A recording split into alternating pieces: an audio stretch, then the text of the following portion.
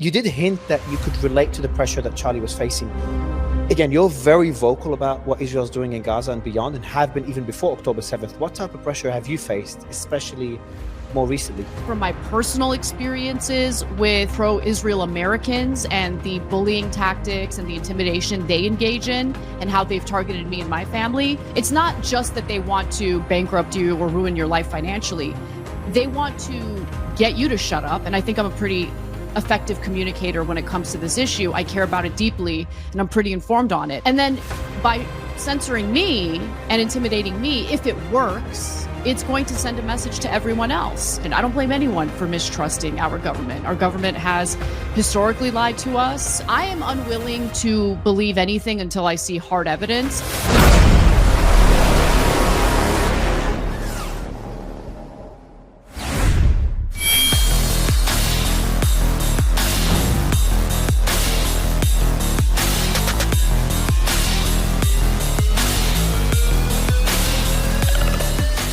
First, pleasure to speak to you. I've been watching you on the Young Turks for a very, very long time. And, I've got a lot of questions to ask you today. But let's start, since I mentioned Charlie Kirk's assassination. That's something that you've been vocal about. And maybe first, on a personal level, where were you when you saw that? I'm not sure if you've seen that video, that heart-wrenching video. So where were you? What was the first thing that came to your mind? I was actually on a flight from Los Angeles to New York, and the person who told me what had happened was my brother, of all people, who's not in any way involved in politics or news, but, you know, he gets updates and sometimes he asks me questions. So he sends me a text about whether or not it's true. And I'm like, what do you mean? He's like, Charlie Kirk, did he really get shot? And at that moment, since I had been on a flight, I kind of panicked because I had this moment of shock. But at the same time, I know there's a lot of, fake AI garbage out there. So I looked it up as quickly as I could. And sure enough, news started to break about how he had been shot. And then my brother's the one who actually sent me the video. And so I did see the video. I saw it, very soon after, that tragic event happened. And the second I saw the video, I didn't want to say anything publicly until it was confirmed, but I had already kind of accepted that he had been killed, because how are you going to survive a gunshot wound to the neck like that, And I was surprised to see all the theories come out afterwards. I know Candace has been very vocal about it, and I've started covering the topic not as extensively, or not, at least not as extreme as Candace, with all these different theories about having, I think, people underground and there was another accomplice to the shooter, etc. And then also hinting that Israel may have been behind it. I want to get your thoughts on that. But I first started to, a few people were asking questions about, where was the rifle in those pictures? The shot, did it make sense to some experts? Now, I still believe in the Tyler Robinson as a lone wolf actor. That's where I stand. But there's some legitimate questions that Candace is asking, and some texts that, especially the ones from yesterday, that came as a surprise. And I'm sure you've seen it, where Charlie says, just lost another huge Jewish donor, $2 million a year, because we won't cancel Tucker. I'm thinking of inviting Candace. Someone replies like, and then he says again, Jewish donors play into all the stereotypes. I cannot and will not be bullied like this, leaving me no choice but to leave the pro-Israel cause. So first, have you seen Candace's content, and what's your stance on all her various theories or questions that she's asking? Well, who hasn't seen Candace's content? And I don't necessarily agree with everything she's saying. First, let me just say, I don't have a problem with her distrusting our government, the federal government, or our institutions when it comes to this investigation. I don't blame anyone for mistrusting our government. Our government has historically lied to us. There are questions that still haven't been answered in regard to assassinations that have happened literally decades ago, literal files that are still being redacted and kept away from the American people, when in reality, in a real democracy, you would have transparency. So I have no problem with her digging into this a little deeper. You can tell that she's genuinely in pain. Like, I don't think that this is an act. I think she's really hurting, and that, in addition to her distrust of our government, has led her on this investigation path. Now, she's apparently, like from what I've seen, and I don't watch her every time she goes live, but from what I have seen, and it's been quite a bit of her content on this, she seems to be looking at various threads, debunking things when it doesn't make much sense and there's no evidence to back it up, but pursuing certain threads where she thinks that there might be some smoke. I am unwilling to believe anything until I see hard evidence. I will say, though, from my personal experiences with pro-Israel Americans and the bullying tactics and the intimidation they engage in and how they've targeted me and my family, when she started talking about Charlie Kirk and what he was going through, even before she had provided any evidence for it, I believed her. And the reason why I believed her is because he was kind of pushing the envelope in some of the conversations he had. You know, for instance, on the PBD podcast, he goes on there and soon after October 7th, he says, you know, were there stand down orders? Why did it take so long for the IDF to respond to Hamas's attack? And I think those are totally legitimate questions. And in fact, there have been IDF soldiers who have on the record testified that on the morning of October 7th, they received stand down orders. Anyway, my point is, though, Charlie Kirk was talking about that openly, honestly, on a big podcast. When it came to the Jeffrey Epstein files, he really didn't seem to have much of a problem pushing for the release of the Epstein files. He, of course, had Tucker Carlson at that Turning Point event where Carlson drew a connection to Mossad and Jeffrey Epstein. And so that's already pushing the boundaries significantly for, you know, the pro-Israel cohort in the United States. And they do tend to be pretty powerful, pretty wealthy, and pretty influential. So I believe Candace Owens when she was saying that Charlie Kirk was experiencing that. Plus, we had the evidence of what Charlie had to say when he was speaking to Megyn Kelly on her podcast and how he was being smeared as an anti-Semite, which is so utterly ridiculous. So, look, I think that there are two things happening right now. There are theories about how Israel is behind Charlie Kirk's assassination. I am not convinced. I need to actually see a lot more evidence to make that type of declarative statement. I see that, though, as entirely separate from what was transpiring with Turning Point USA, Charlie Kirk, young conservatives, and wealthy donors. Because that tension from the wealthy donors who are Zionists and the young conservatives who are really moving away from this unwavering support of Israel, that tension is so interesting. And so Charlie Kirk was in the middle of that. And I thought that was something worth looking into because I think a lot of Americans feel that kind of pressure. Just going back to those messages, and I agree with most of what you said, actually everything that you said, to be honest. Just one thing he says at the end, leaving me no choice but to leave the pro-Israel cause. Now, when I saw those messages and I looked at it again today and I said to my team, I'm like, why would you leave a cause as well if you're getting pressure? So my question to you is, you know, what does that say about his stance? Because if you genuinely stand for something, people pressuring you one way or another shouldn't move. Because Charlie talks about what he really believes in. He's very genuine when he talks at those campuses. So I was very surprised for him to even say the sentence, leaving me no choice but to leave the pro-Israel cause. If you really believe in a certain cause, you would leave it only if your beliefs have changed based on the facts, or at least your perception of the facts, your understanding of the facts, not because Jewish donors are pressuring you one way or another. Do you know where I'm coming from? And I'd love to get your trying to analyze what he meant by that, especially considering you face so much pressure from certain lobbying groups. Well, you know, I will say this. Charlie Kirk started Turning Point USA when he was extremely young. And I actually see some parallels between myself and what he has experienced or had experienced in his career, because we both got a very early start in our careers before we really knew who we were, right? And so when I look back at 20-year-old Anna, that's a very different person from who I am today. You grow, you mature, you become a little more open-minded if you're actually an intellectually curious person. I think with Charlie Kirk, because of his evangelical religion and the so-called Judeo-Christian values that are kind of drilled into the heads of evangelical Christians, he thought he believed one way. This is the way I read it, by the way. This is my speculation. I don't know for sure.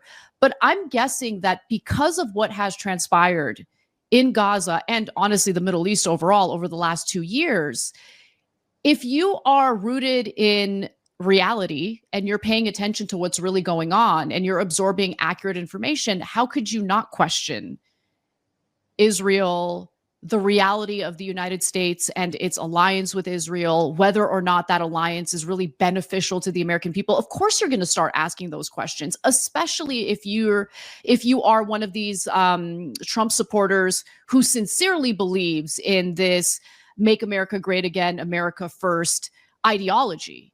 And so when you see the tension between that ideology and the US alliance with Israel, if you're an honest person, you're going to start questioning it. And I think that's what was going on with him. And so I can totally see him as someone who legitimately, sincerely supported Israel and then found himself really questioning that support over the last 2 years because of everything that's been going down. Yeah.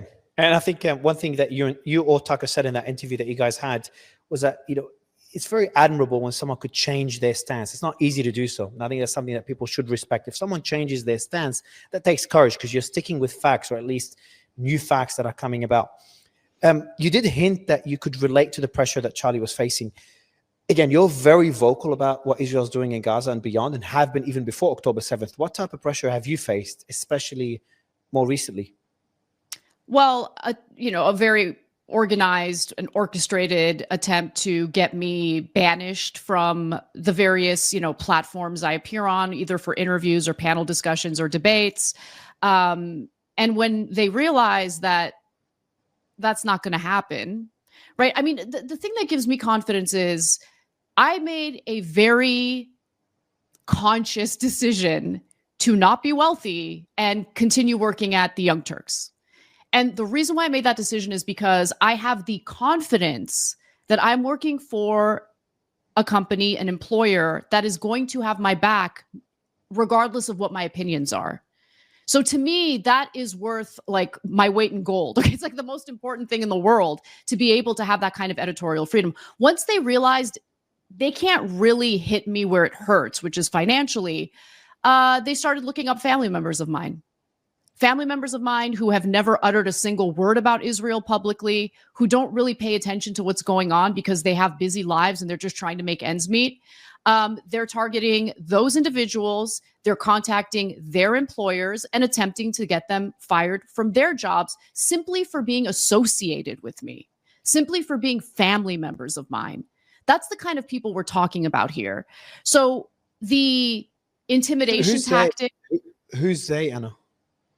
It's a group. Well, one of them, by the way, is running for a congressional seat in California. And if I were him, I would be a little careful, because once my ire is directed toward you and my Oppo research is directed toward you, you should be a little bit concerned. Okay. I haven't drawn any attention to him, but he's a congressional candidate in California, along with a group of people. I don't know if they're private citizens or if they have other, public facing jobs, but a group of people who have been, showing up at the place of employment for my family members, including my husband, pressuring the employers to fire my family members, that kind of stuff. It's really disgusting stuff. I'll give you another example. One of them is Canary Mission. Canary Mission is definitely part of this orchestrated, tactic to basically shut me up. At the end of the day, that's what they want. It's not just that they want to bankrupt you or ruin your life financially. They want to get you to shut up. And I think I'm a pretty effective communicator when it comes to this issue. I care about it deeply and I'm pretty informed on it. And then by censoring me and intimidating me, if it works, it's going to send a message to everyone else. If you want to keep your livelihood, do not in any way be critical of the genocidal campaign that Israel is deploying in the Gaza Strip right now. Just explain to the audience, because there's some that are on one extreme, Israel or even Jews control the world. Obviously, it's an extreme that I don't believe in. I'm sure you don't believe in as well. On another extreme that, hey, no, Israel is a U.S. ally. It's beneficial to the U.S. By the way, I'm not even American. I'm Australian, and I feel bad for the U.S. of how much aid is going to Israel. I found out recently that Israel has universal health care. Obviously, the U.S. doesn't. It's just heartbreaking to see that. And, I retweeted Marjorie Taylor Greene's tweet. You saw when she put a lot of U.S. flags. Because, countries like ours, Australia, we look at the U.S. as like the last bastion of democracy. So we look up to the U.S., and then just to see the country get dragged into the Middle East, get dragged into Ukraine, obviously separate to Israel, and face what is facing now, the polarization that is facing even within MAGA. It is heartbreaking. But can you explain to the audience, people just are not down that conspiracy path, conspiracy rabbit hole, but are also not listening to the media and believing everything it says, is how does AIPAC work? How do these lobbying groups actually work? I've listened to Matt Gaetz tell his stories, which are pretty crazy to me, of his visits to Israel that were funded by AIPAC for him and other politicians, having QR codes where donors would scan the QR code. Do you see that? They scan a QR code for a US policymaker and decide who to give money to. Yeah. It just hurts to hear this. Explain to the audience how that works. I think, first of all, thank you for this question, because I think it's really the most important question in this entire dialogue, because I don't want people to conflate the nation state of Israel and its government with the Jewish people. Okay, so let me just back up a little bit, because I want to kind of share what my values are. I recently shared this story on the Young Turks, but I think it was during a members only bonus episode. So let me share it with a broader audience. I come from a people that have been genocided. Okay, so I'm Armenian. And a lot of people ask me, how could you possibly, not a lot of people, but some Armenians, not all, but some Armenians have asked me, how could you possibly work for a Turk? And, that's after I explain what the name of the show means, because at first they'll come at me with like, I can't believe you work for a show named The Young Turks. I explain what the name of the show actually means. And then they immediately move on to, yeah, but you work for a Turk. Okay. When I was in 5th grade, I mean, obviously I grew up at that point hearing stories about what happened to my ancestors and the Armenian people in the Armenian genocide. And so living in Los Angeles, I had never encountered a Turkish person until I was in 5th grade. And this foreign exchange student named Tanya, or maybe she was a new immigrant, I don't remember exactly, but she barely spoke any English and she came from Turkey. And I was vicious to her. I bullied her like crazy. I don't remember all the things I did to her, but I was just mean. I said mean things to her. I said that, she killed the Armenians, like just crazy stuff. And so that directed other students to bully her. It was horrible. I was in 5th grade, take it easy on me, but I feel horrible about it even today. I get called into the principal's office. Obviously, my parents get called. And I have old school parents, especially my mom, very old school. We go home and she whoops the hell out of me. Okay. And she's like, you don't do that. I was like, why, Mom? Turks did this and that to the Armenians. Like, we need our revenge. We need to fight back. You know what my parents told me? And it stayed with me till this day. She said, you are not to hate Turkish people. You are not to blame individual Turks for what happened in 1915. It was the Turkish government. It was, the current Turkish government, which refuses to acknowledge the Armenian genocide. You can blame them, but you have to judge people as individuals. And I'm so happy I learned that lesson in a formative year of my life, because I don't at all associate what the government of Israel is doing with the Jewish people overall. And I mean, I have people who are incredibly close to me who are Jewish, who are vocally against what Israel is doing. And I think that intentional conflation is leading to the type of anti-Semitic garbage that we might be seeing online, and so please don't make that mistake. Now, aside from that, the reason why the United States does anything and everything the Israeli government wants, including, funding them to the tunes of hundreds of billions of dollars, bribing their neighboring countries to play nice with them. That costs a lot of money too. The reason why we give them 2,000-pound bombs to drop on the heads of little children in Gaza is because of the Israel lobby, which is tremendously powerful. But I think it goes further than that. I think that, the Zionists are well organized and their intimidation tactics certainly work with some people. They can totally destroy your political career if they choose to focus their ire on you. And I do believe that Jeffrey Epstein was running a blackmail operation and had ties to Mossad. I don't think he was a Mossad agent. I do think he was being used as a Mossad asset. That's what I think. First, isn't it crazy that you even have to put that disclaimer? You have to say, hey, I'm not, it's like imagine someone criticizing Iran and, but they're like, hey, but we're not, no one says that. We're not criticizing Shia Islam. We're just criticizing Iran. They don't have to add that disclaimer. But for Israel, even in the months following October 7th, there was that fear. It was one of the hardest topics for me to cover on my account. There was that fear whenever someone criticizes Israel, they link it to criticizing the Jewish religion.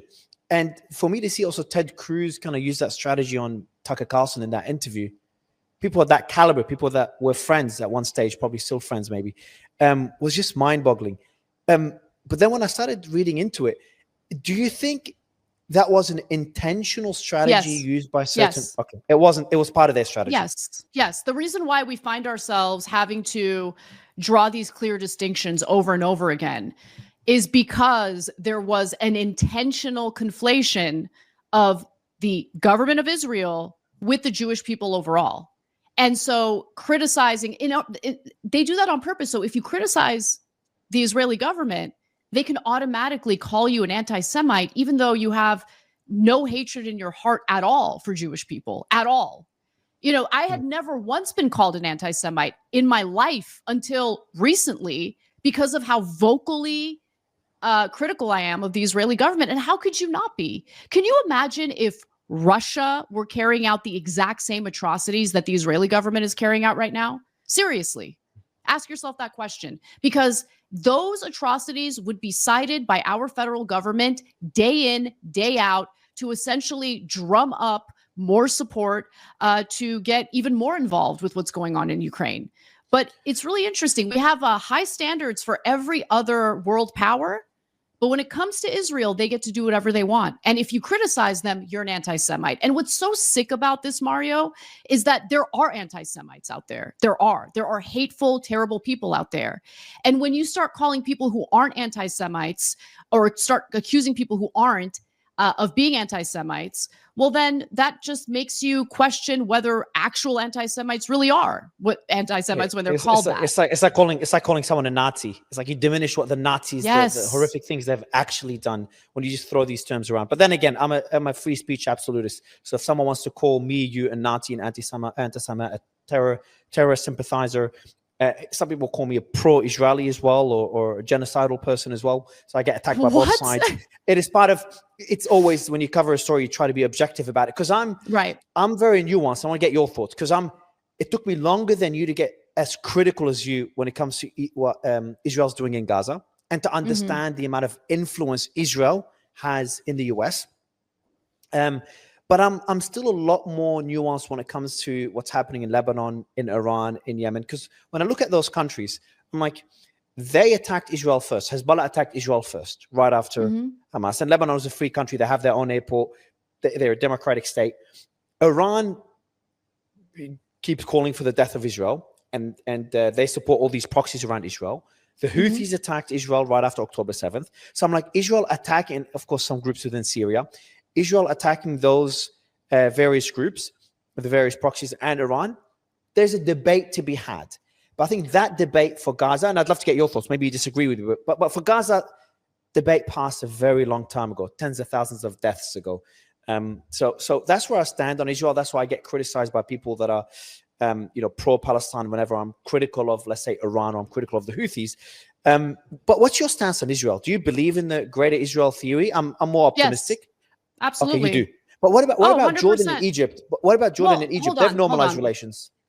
Well, they've normalized relations because the United States bribes them to normalize relations. Israel is the largest recipient of U.S. foreign aid.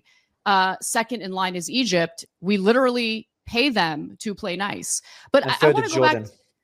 And by the way, I mean, same with Jordan. If you don't play nice with Israel, we're going to cut you off economically. We're going to destroy you. There'll be sanctions. There's all sorts of economic threats that are also being lobbed at these Middle Eastern countries. But I just want to go back to, let's focus on one, because this is going to take up like the entire hour. But Lebanon, for instance, you mentioned Hezbollah and Hezbollah attacking. I mean, the formation of Hezbollah was a response to Israel attempting to implement its Greater Israel Project and essentially take Lebanese land. And so the question here is, if all of the atrocities that were committed by Israel against the Palestinian people leading up to October 7th does not in any way excuse what Hamas did on October 7th, then how exactly can Israel make the argument, that I mean, it's just amazing to me because it's like we have the right to defend ourselves. And because of what Hamas did, we are able to do whatever we want. Okay. No brakes on the car. We get to do whatever we want. But everything that Israel has done to Hamas doesn't justify, or I'm sorry, everything that Israel has done to Palestinians in their minds does not justify what Hamas did on October 7th. Now, my view is if you're targeting civilians and slaughtering civilians, whether they're Israeli civilians or Palestinian civilians, you're in the wrong. You're the bad guy. You're scum. It's that simple for me. Okay. Civilians should never be targeted. They should never be harmed. And the intentional targeting of civilians, whether by Hamas or by the Israeli government and the IDF, is wrong. But it's just interesting because the standards here are not aligning. The standards are much higher for one side, and there are no standards for the Israelis. Israelis get to do whatever they want. And remember, the Likud party, which is currently in power in Israel, their founding charter talked about pursuing the Greater Israel Project. Netanyahu, in an interview fairly recently with I-24 News, which is an Israeli publication, said that he has a spiritual connection to pursuing the Greater Israel Project. They are fighting a 7-front war as we speak. Why is that? Why are they annexing the West Bank when the West Bank wasn't at all governed by Hamas, had nothing to do with October 7th? I mean, it's just so obvious and brazen. I cannot debate you on Gaza and the West Bank. I think the argument is difficult to debate. What's happening there is heartbreaking. And the fact that the West Bank has not attacked Israel, since October 7th, despite the genocide or the massacre they're seeing in Gaza. Yet they don't get a Palestinian state. They don't have their own freedom. And there's still buildings, their land's still being taken over by Israelis. So I understand your argument there. But when you look at Lebanon, before October 7th, Hezbollah was not attacking Israel. And Israel was not attacking Hezbollah. They lived in relative peace since 2006. Now, Hezbollah made the decision based on Iran's orders to attack Israel. And there's also been reports that Hezbollah was planning to attack at the same time as October 7th, part of a bigger plan. Not sure how true this was. There's no evidence of that, and I'm not going to regurgitate that. Yeah. Okay, look, perfect. So, right now, but you get my argument there. I do, but I disagree with it. Hezbollah is, and the Houthis are the only two groups that actually give a damn about, at least attempting to defend the Palestinian people, which, by the way, is an incredibly risky cause to take up, given the fact that Israel, which is a nuclear power, by the way, and not part of the Non-Proliferation Treaty, has the world's most powerful military superpower backing it up. And so, yeah, I mean, look, you might disagree with that. You might say that Hezbollah should have stayed out of it. But to be quite frank, if you want to, weigh the morality of the United States providing the 2,000-pound bombs versus Hezbollah wanting to defend those who have the bombs dropped on their heads, I'm going to kind of weigh in favor of the morality that's being carried out by Hezbollah and wanting to protect people who have been completely abandoned by the entire globe. Now, Hezbollah, of course, has committed its own atrocities, and I'm not in any way defending any of that. But we also have to accurately cite the reason why Hezbollah and the Houthis got involved in the first place. It wasn't just because they wanted to attack the Israelis. And you're right, Hezbollah did live in peace with the Israelis for quite some time until the atrocities in the Gaza Strip started to be carried out by the IDF. Going back to the influence, I think that the biggest concern, if someone's an American watching this, is the amount of influence another country. It doesn't matter what country that is. We're talking about Israel now, because in my opinion, it has probably more influence than any other country. Has over the US. I remember, I think it was Mamdani in one debate when he was debating others, when they were all asked, which country would you go to? I'm sure you've seen that clip. Yeah. Everyone said they'll go to Israel first. And when I started researching that, I started realizing how often American politicians go to Israel. And then I had a discussion with Scott Horton not long ago, and he said something. He's like, Mario, when Osama bin Laden attacked 9/11, the reasons he gave, the two most important reasons was, one, American bases in Saudi Arabia, which is like the Holy Lands, and they used those bases to attack other Muslim countries. And number two was American support for Israel. So I'm looking at this history, and I'm like, wow, it's sad for anyone that really believes in America first. But going back to my initial question, how much influence, because I also don't believe they control everything. Otherwise, you wouldn't be platformed. Tucker Carlson, one of the biggest voices in the US, wouldn't be platformed. Well, they're And working people on wouldn't it. be able to. They're working on it. Tucker Carlson. Well, I mean, look, all you need is a billionaire like Larry Ellison to gather a group of pro-Israel billionaires and maybe buy out Google and mess around with the algorithm so Tucker Carlson doesn't really have much influence anymore. I mean, that's currently what they're doing with TikTok, is it not? So it's not the Jews, I want to be clear. It's the pro-Israel Zionists who do this, and they do it through a tremendous amount of wealth and influence. It's that simple. It's not a conspiracy. They're doing it in broad daylight, and they're bragging about it. I started researching the Larry Ellison story. I think Candace talked about it. Someone sent me the clip. And the acquisition of TikTok. I didn't know Larry Ellison's support for Israel. Sorry for my ignorance. And I started reading into it. Like, holy Scary, shit. right? And I looked at the report, the 12 Tribes report. I'm not sure if it's been confirmed or not by Grey Zone. Apparently, a group of 12 pro-Israeli wealthy or influential people coming together and working together to, what are they? Let's see the list of things they did here. They donated a lot of money for the objective was to, guerrilla strategies to try to dox activists, pro-Palestinian activists, infiltrate social media, spread disinformation, pressure universities and employers to fire or blacklist their pro-Palestinian supporters. Hey, maybe they had some sort of impact on what's happening to you, and the heavy focus on U.S. campuses. And also, I saw the appointment of Barry Weiss in August as a New York Times editor. Sorry, ex-New York Times editor, as a CBS News editor. And lastly, Erica Mindel, who was in the IDF, not a pro-Israeli person, in the IDF, who's been hired not just to work at TikTok, but she's been hired to lead the, I think, content moderation. Over at TikTok, yeah. Yeah, that's true. Yeah, and there's been reports that pro-Palestinian content is down by about 70% there. Again, that's unconfirmed. How much of this is theory and how much of it is fact?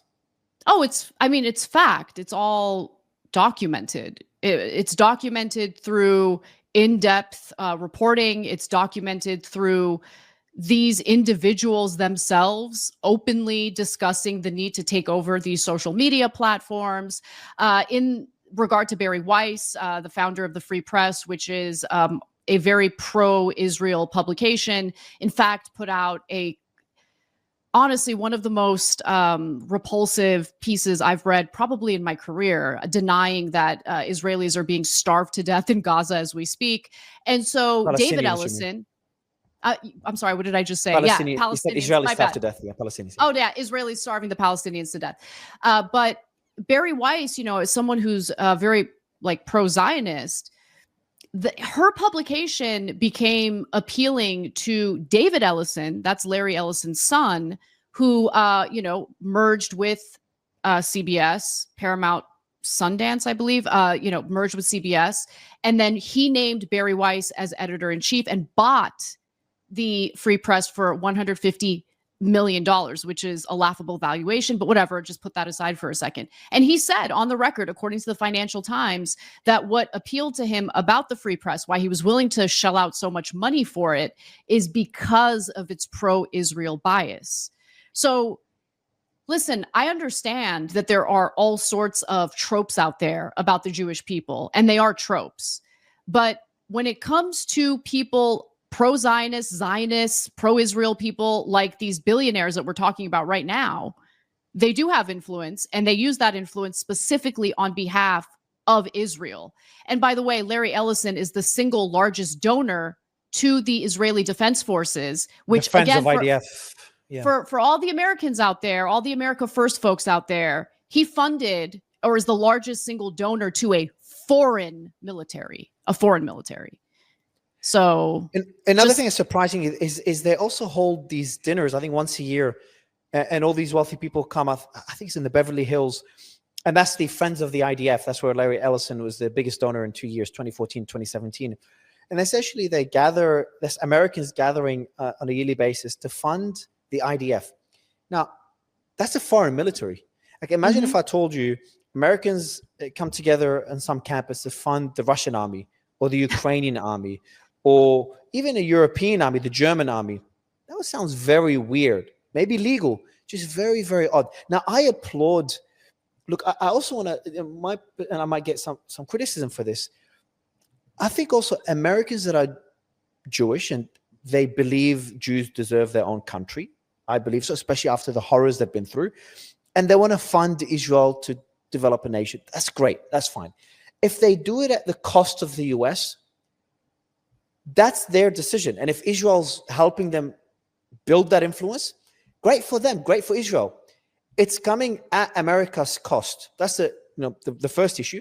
And number two, now is a much bigger problem because of what's happening in Gaza, because of what you call a genocide, what I call just massacre, whether you want to call it genocide or not, depends on the intention.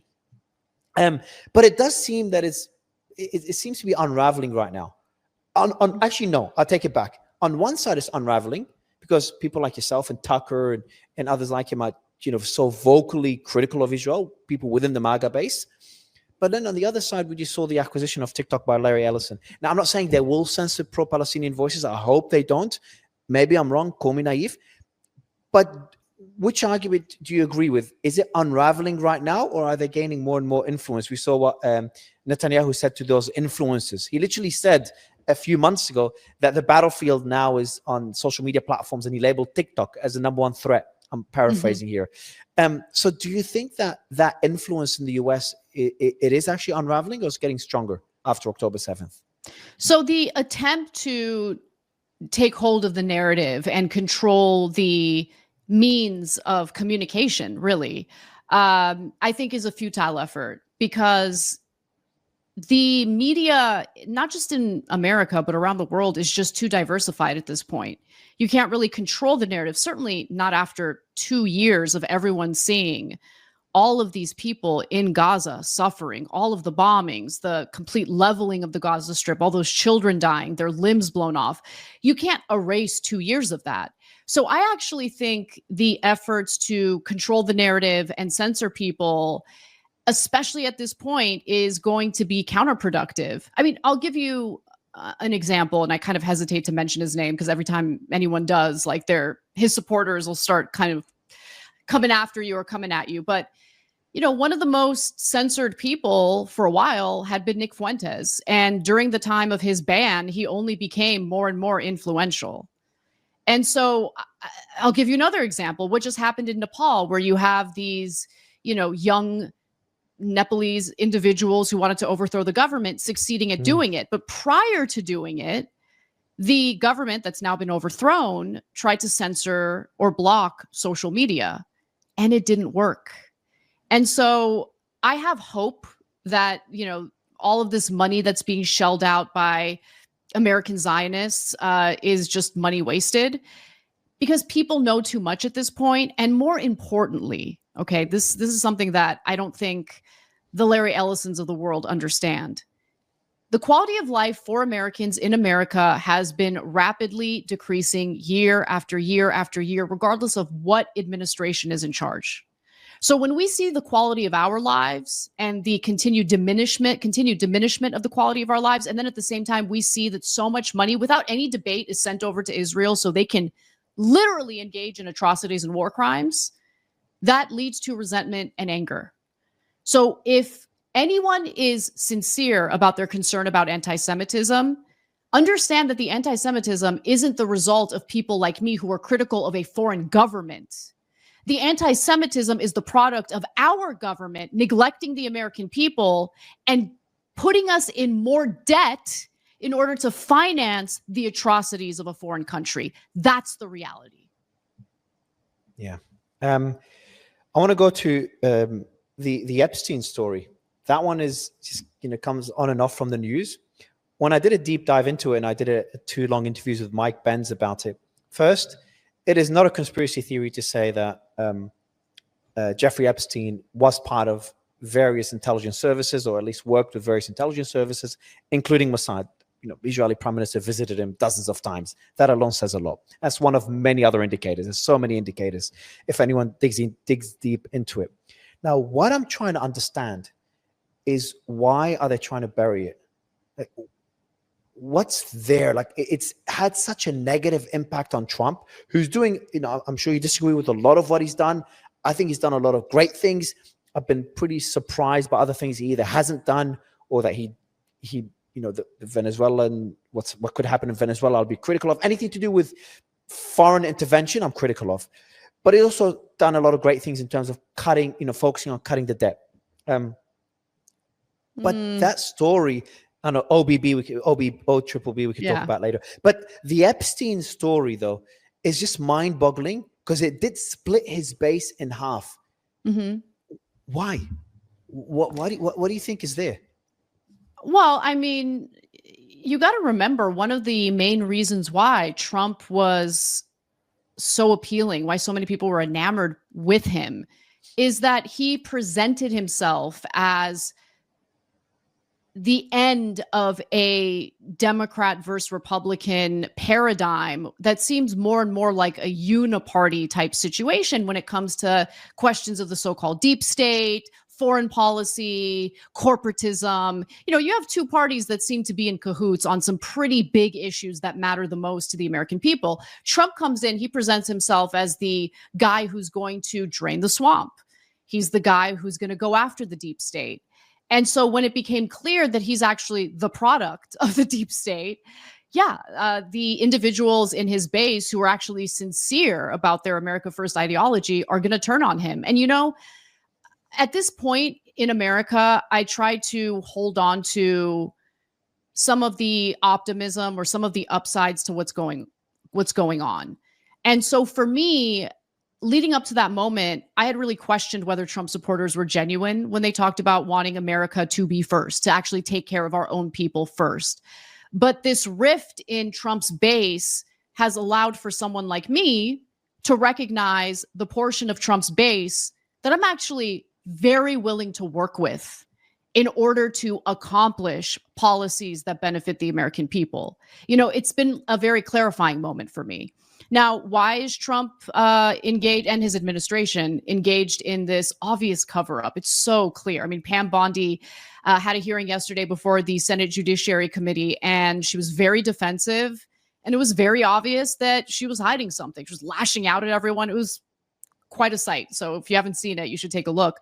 But I just think that there are powerful people in this country, members of both parties, who are implicated in that blackmail operation, who got caught up in that blackmail operation. Remember, the whole point of the blackmail operation is to have dirt on powerful people so you can hold it over their heads and get them to carry out policies that are favorable to you.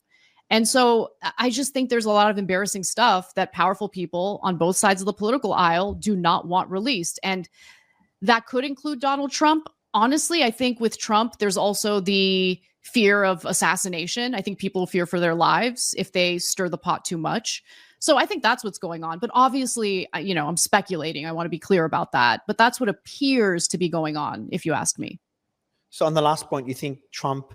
So first, do you think he was implicated in the blackmail operation, or you think he wasn't, but people close to him were, and he's fearing for repercussions if he lets the files be released? What's your stance? I don't know. It could be both. It could be one or the other. I don't know. But what I do know is that Trump is a proud guy, and he's got a big ego. And the one thing that I assumed about Trump, and I was so wrong, was that because of his ego, because of his pride, there's no way in hell he would allow himself to get dog-walked by Bibi Netanyahu the way Biden did, the way Biden humiliated himself and the American people by getting dog-walked by Benjamin Netanyahu. But no, Trump's actually been even worse on that front. And I just can't believe that it's because he agrees with what Israel's doing. I mean, I'm sure he agrees with some of it. And I'm sure he sees a potential business opportunity for himself in the Gaza Strip. But no, this goes further than that, because this is dividing his base. This is leading to a lot of his hardcore supporters turning on him. And if there's one thing Trump loves, it's validation, it's admiration, it's adoration. And he's not getting that right now from a huge portion of his base because of this Jeffrey Epstein cover-up situation. So there's got to be something more, something that we don't know about and might not ever know about in regard to the influencing factors in Trump's foreign policy decisions as it pertains to Israel. To counter that, Trump has been pretty aggressive. There's been reports of him, responding pretty aggressively to Netanyahu. He also responded aggressively to him about Iran, saying both parties don't know what the fuck they've been doing. He did not engage in Iran, at least not yet, hopefully never, beyond that one strike. And there is a peace deal that looks probably the closest we've been to peace since October 7th.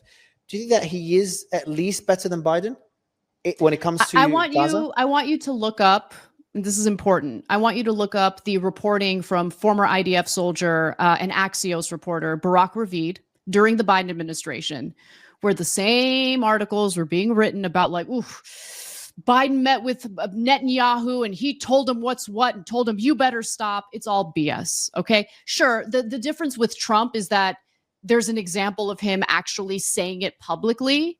The peace deal. Do you know what happened with the peace deal? Which, by the way, I mean, Hamas accepted it. And I really do hope that they haven't accepted the disarm yet. They haven't accepted the disarm. And they shouldn't. I don't think that the Palestinians should agree to disarming. And that's what Israel wants. If you don't have any way of defending yourself, you don't have a country. Period. Yeah. The West Bank is being, the West Bank's a perfect example. Okay, tell me what's happening in a demilitarized West Bank where the Palestinian people have no means to defend themselves.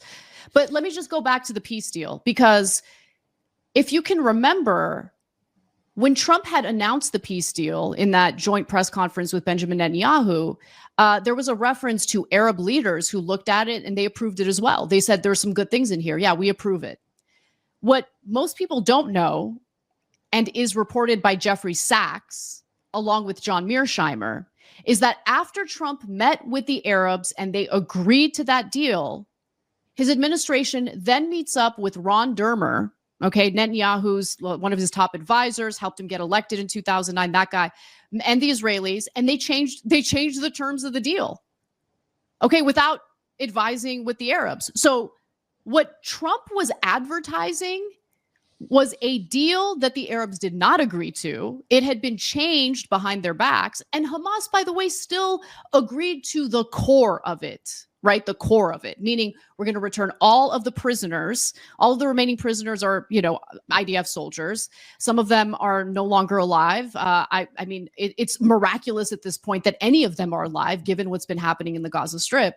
But we'll give you all of the hostages. We want a permanent end to the genocide. And more importantly, we agree that we will not have anything to do with the governance of the Gaza Strip.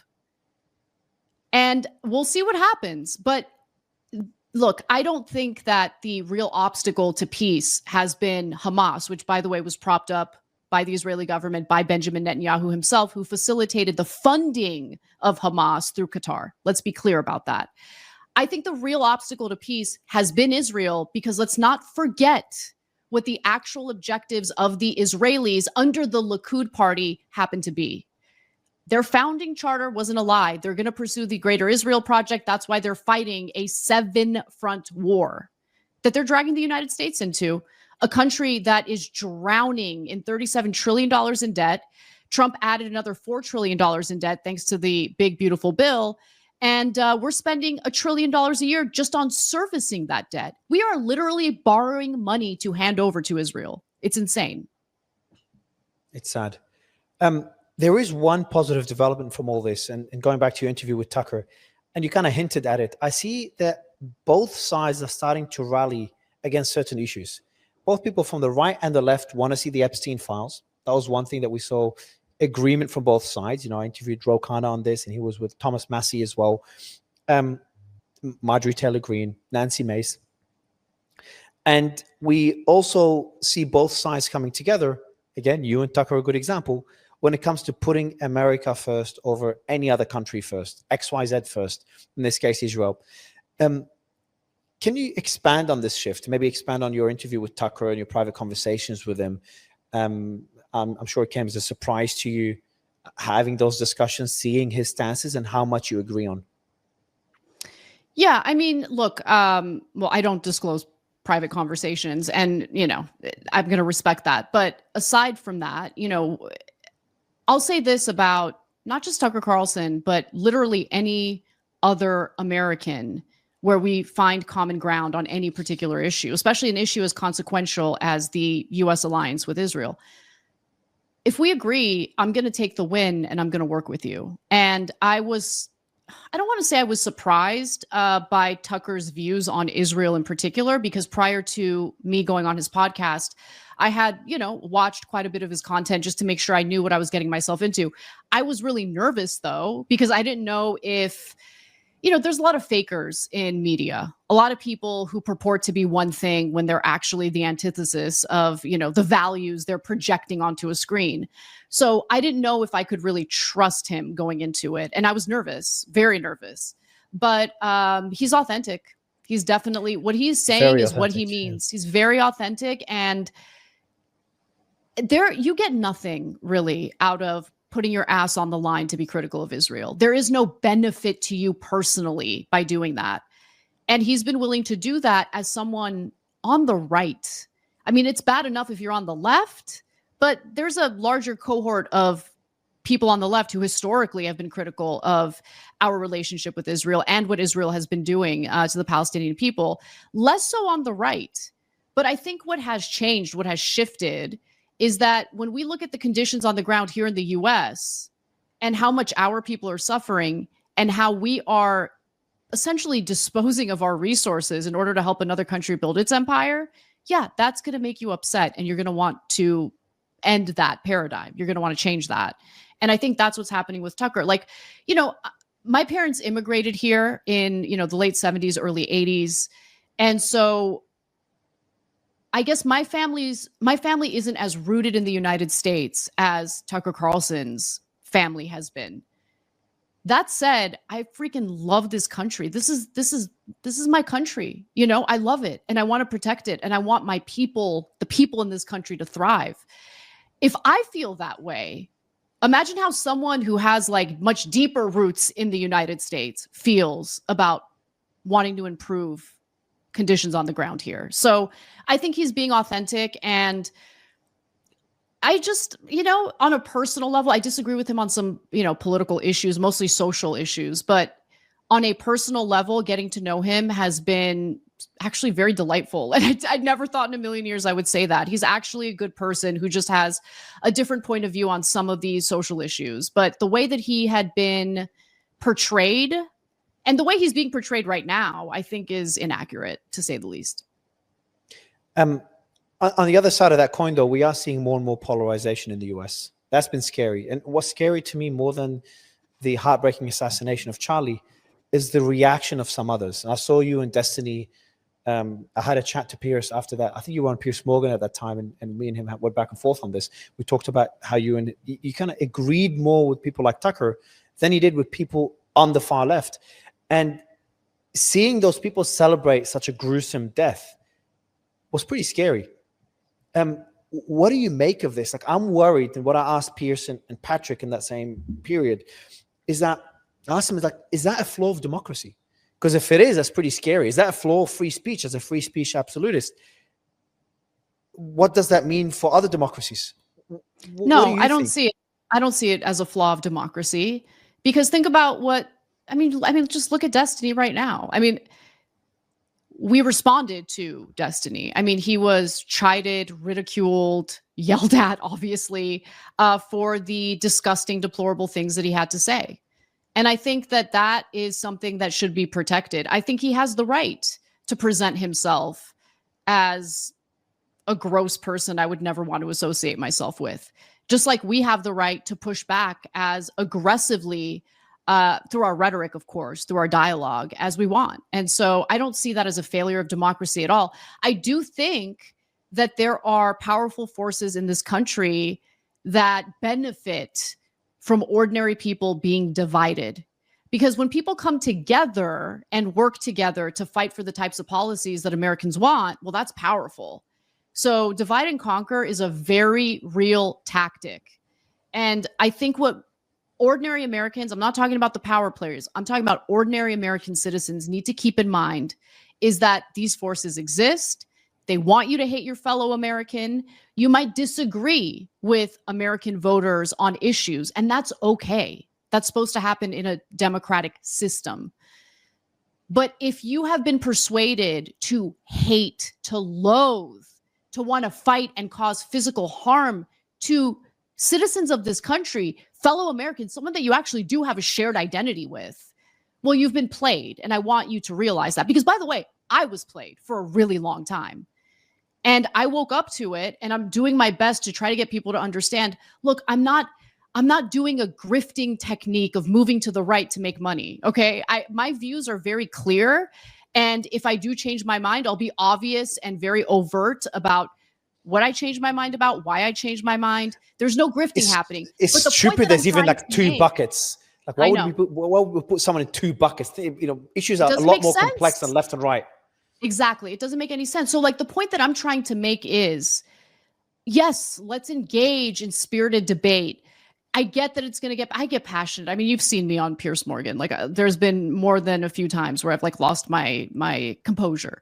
But what I've been working at personally and what I'm trying to kind of spread, if I can, to others is coming at people from a place of love first and foremost, understanding their humanity, recognizing and appreciating their humanity, and not allowing the powerful people in this country to continue doing what they've been doing for many decades now, which is dividing us, making us hate each other, as they're looting the government, by the way, as they're looting our resources. I'm sick of it. And we need to fight back against it. This country doesn't stand a chance unless we move in the direction I'm talking about. This is why I said a flaw of democracy. Again, believer of democracy, free speech absolutist, is that I feel like democracy is an incredible concept. I think it works really, really well, but it's been abused. And we've talked about the influence that other countries have, in this case, Israel through AIPAC and other lobbying groups, have within the US, but they're all doing it legally. Because, for example, AIPAC is funded by Americans. Now, these are Americans that love Israel, but they're Americans nonetheless. And one could argue, that's a fair argument, they're like, Anna, Americans have the right to vote for the taxpayer money to go wherever they want. If Americans, which are voters just like you, want the US to support Israel, despite what's happening in Gaza, that's their choice. What do you say to that argument? That's not Israel funding AIPAC. It is American citizens. That's democracy. If American citizens want to donate individually and personally to a particular politician because of their Zionist values, that's fine. I don't agree with super PACs. I don't agree with corporations. I don't agree with unlimited campaign money being shelled out to political action committees or super PACs, unlimited amounts.